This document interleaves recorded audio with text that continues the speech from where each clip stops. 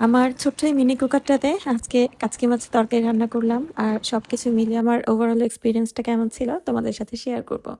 এই তো বাচ্চাদের স্কুলে গিয়েছিলাম, সেখান থেকে কিছু ফুল এনে ফুলগুলোকে কিন্তু এই যে ভাসটার মধ্যে গুছিয়ে রাখলাম।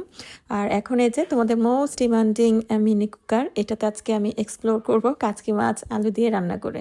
এই মিনি কুকারটা নিয়ে তোমাদের কিন্তু অনেক বেশি কোশ্চেন, অনেক বেশি কৌতূহল, প্লাস হচ্ছে অনেক নেগেটিভ কমেন্টও আমি কিন্তু পেয়েছি। তো সবকিছুর অ্যান্সারই আমি তো ডে বাই ডে তোমাদের সাথে শেয়ার করার চেষ্টা করব।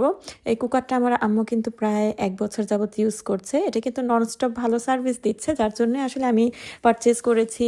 আর তোমাদের ইনকোয়ারির জন্য আমি কিন্তু ডে বাই ডে বিভিন্ন আইটেম এই কুকারটাতে রান্না করব।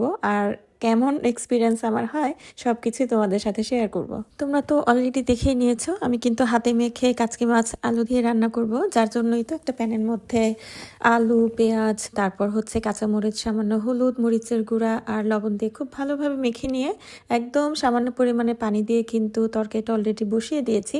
আর আমার এটা ট্রাই করার ছিল যে আসলে এই কুকারটাতে আসলে যে কোনো ছোট মাছ বা চচ্চড়ি রান্না করলে কেমন সার্ভিস দেয়, নিচের তলানিতে লেগে যায় কিনা। তবে এ ধরনের কোনো সমস্যা আমি আসলে ফেস করিনি। আর সবকিছু মিলিয়ে আমার কাছে তো এই প্রোডাক্টটা অনেক বেশি পছন্দের।